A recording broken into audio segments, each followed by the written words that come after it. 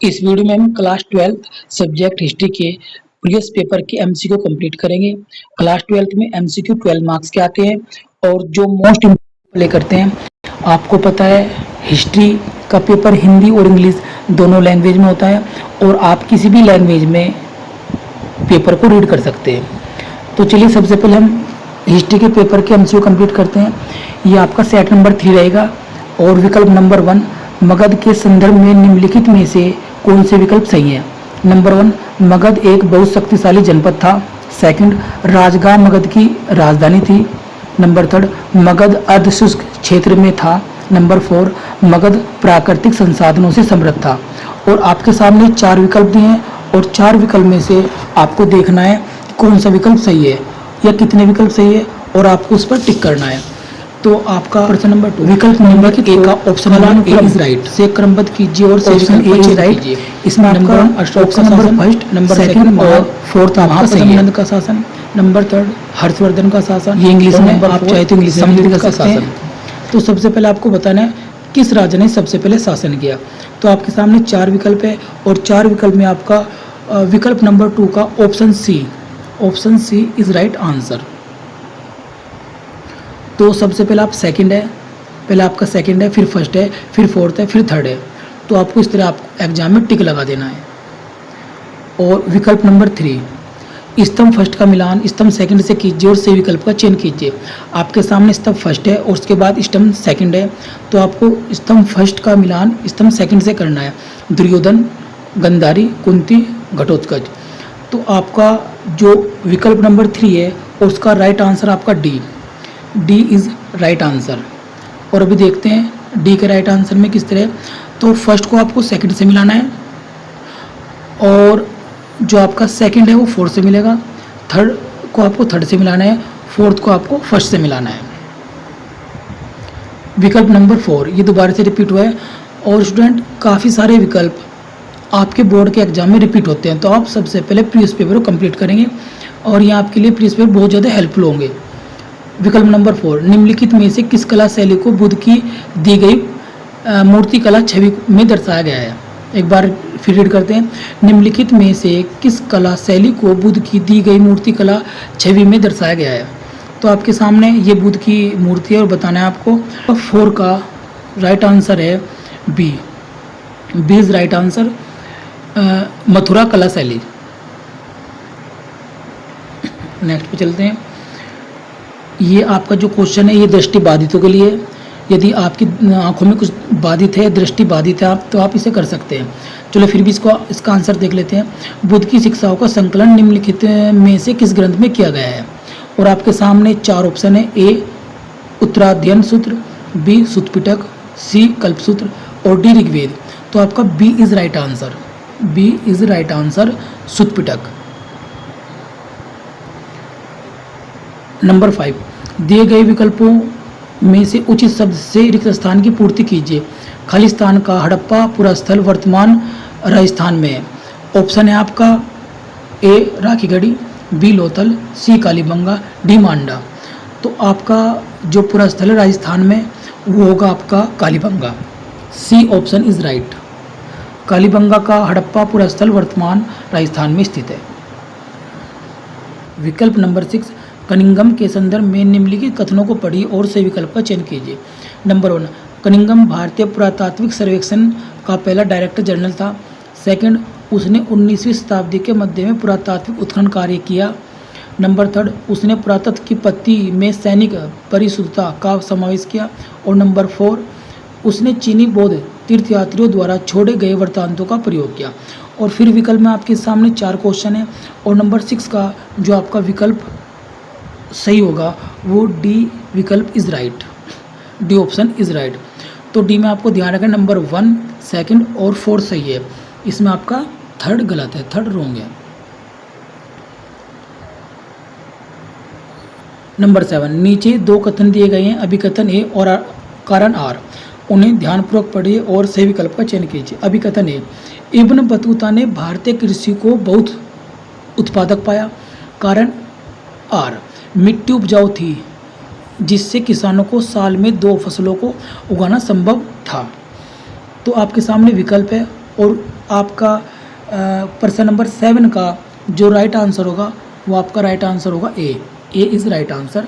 अभिकथन ए और कारण आर दोनों सही हैं और कारण आर अभिकथन ए की सही व्याख्या करता है। नंबर 8 निम्नलिखित जानिए Colin Mackenzie, C John Marshall, D REM Wheeler. तो आपका ए का B is right answer, option B is right answer Colin Mackenzie. सही का आंसर बताना है। तो 9 का आपका विकल्प बी चनकेश्वर मंदिर बेलूर, ये आपका ऑप्शन सही है और बाकी चिदम्बरम मंदिर तंजावुर ये सब आपके ऑप्शन गलत है। तो 9 का B option is right. Mughal काल में निम्नलिखित में से कौन सा कबीला भारत और अफगानिस्तान के बीच जमीनी व्यापार में लगा था और पंजाब के गांवों और शहरों में भी शिरकत करता था? ए मुंडा, बी कोच, सी अहोम, डी लोहानी। तो 10 का आपका राइट आंसर है D option is right answer Lohani. निम्नलिखित में से कौन सा जोड़ा सही सुमेलित है? संत और उनका क्षेत्र। आपको बताना है कौन सा संत किस क्षेत्र से संबंधित है। कबीरदास, मीराबाई, बासवन्ना, शंकरदेव। तो आपका 11 का B option is right. Mirabai Rajasthan से थी। प्रश्न नंबर 12 स्तंभ फर्स्ट का मिलान स्तंभ सेकंड से कीजिए और निम्नलिखित में से सही विकल्प का चयन कीजिए। स्तंभ फर्स्ट और स्तंभ सेकंड 1857 के विद्रोह के नेता और संबंधित क्षेत्र, आपको इनको मैचिंग करना है और फिर आपको इसमें ऑप्शन का सही आंसर लगाना है। तो 12 का आपका एक बार हम ऑप्शन देख लेंगे। 12 का आपका C option is right, C option आपका राइट होगा। तो आपको ए तो मिलाना है आपको सेकंड से और 2 को मिलाना है आपको थर्ड से और थर्ड को मिलाना है आपको फोर्थ से और नंबर 4 को मिलाना है आपको फर्स्ट से। इस तरह से आपका ऑप्शन बी इज राइट।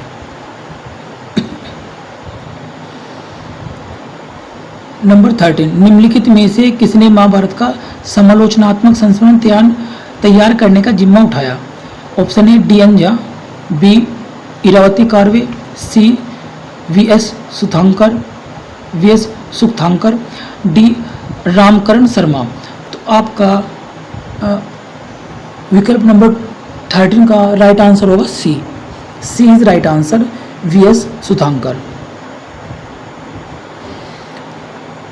विकल्प नंबर 14 स्तंभ फर्स्ट का मिलान स्तंभ सेकंड से कीजिए और सही विकल्प का चयन कीजिए। स्तंभ फर्स्ट और स्तंभ सेकंड, सबसे पहले हम 14 का जो आपका ऑप्शन होगा वो देखते हैं। A option is right. अब मिलाने का प्रयास करते हैं। ए को आपको मिलाना है 4 से मिलाना है आपको और 2 को मिलाना है आपको थर्ड से और थर्ड को मिलाना है आपको सेकंड से और फोर्थ को मिलाना है आपको फर्स्ट से। इस प्रकार आपकी मैचिंग है। तो आपका MCQ 14 का ए आंसर इज राइट। 15 दिए गए विकल्पों में से सही या उचित शब्द से रिक्त स्थान की पूर्ति कीजिए। मुगल साम्राज्य की वह जमीन जिसमें एक के बाद एक फसल की सालाना खेती होती थी को खालिस्तान कहा जाता था। आपका 15 का राइट आंसर है ए पोलज। तो आप फिल इन द ब्लैंक्स में भरेंगे पोलज। आपको फिल इन द ब्लैंक्स में भरना है पोलज। इस तरह से आप फिल इन द ब्लैंक्स में पोलज भर देंगे।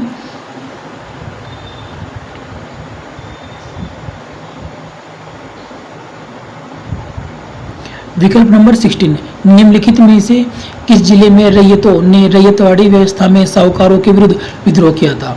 Option A Awadh, B Barrackpore, C Bhagalpur, D Poona. तो 16 का आपका राइट आंसर है D is right answer Poona. 17 निम्नलिखित में से कौन भारतीय राष्ट्रीय कांग्रेस के नरम दल से संबंधित है? ए Bipin Chandra Pal, B Bal Gangadhar Tilak, C Gopal Krishna Gokhale, D Lala Lajpat Rai. तो 17 का आपका राइट आंसर है सी ऑप्शन इज राइट।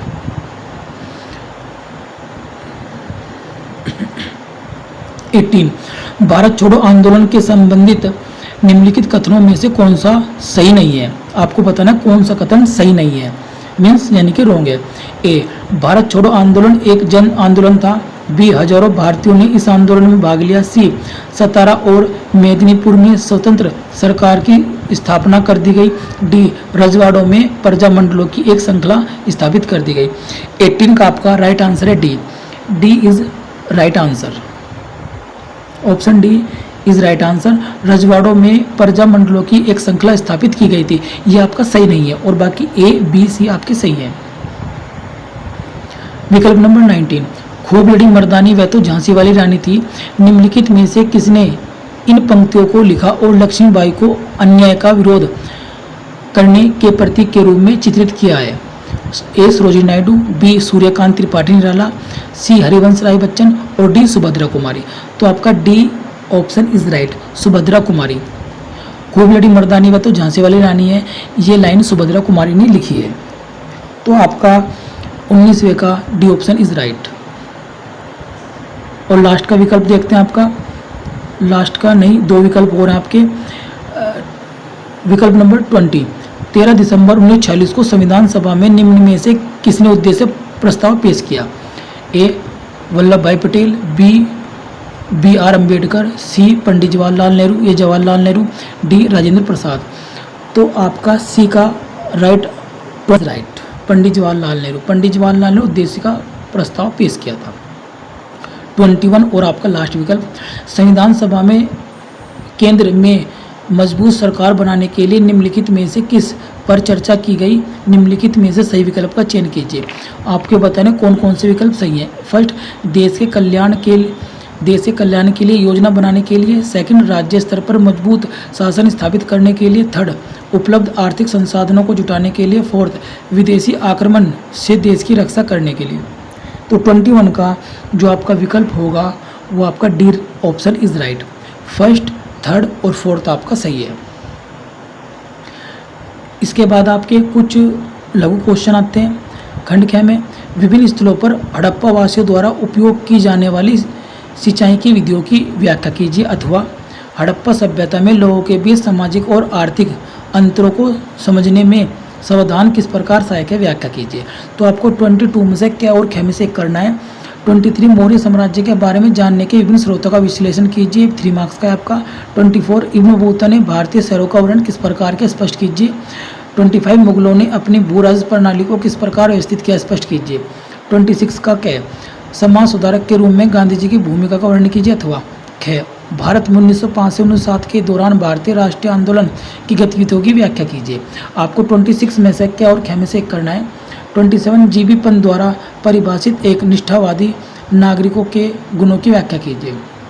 खंड ग, दीर्घ उत्तरीय प्रकार के प्रश्न।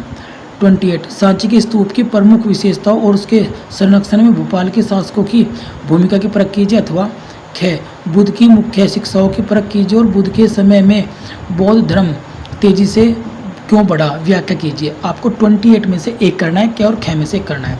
29, अलवारों और नैनारों के विचारों की व्याख्या कीजिए, राज्यों के साथ उन्होंने अपने संबंध किस प्रकार स्थापित किए, स्पष्ट कीजिए।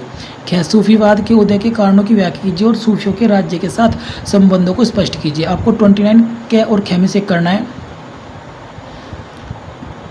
30, बंगाल में स्तंभधारी बंदोबस्त के क्रियान्वयन और इसके परिणामों को प्रभावित करने वाले कारकों की व्याख्या कीजिए। ख, 18वीं शताब्दी के अंत में उत्तर बंगाल के कुछ क्षेत्रों में जोरदार प्रभावी बन गए थे, इस कथन की व्याख्या कीजिए। 30 में से आपको क्या और ख में से करना है। और ये आपकी 31 में केस स्टडी है, इसमें 3 क्वेश्चन होते हैं, आपको आंसर लिखने हैं।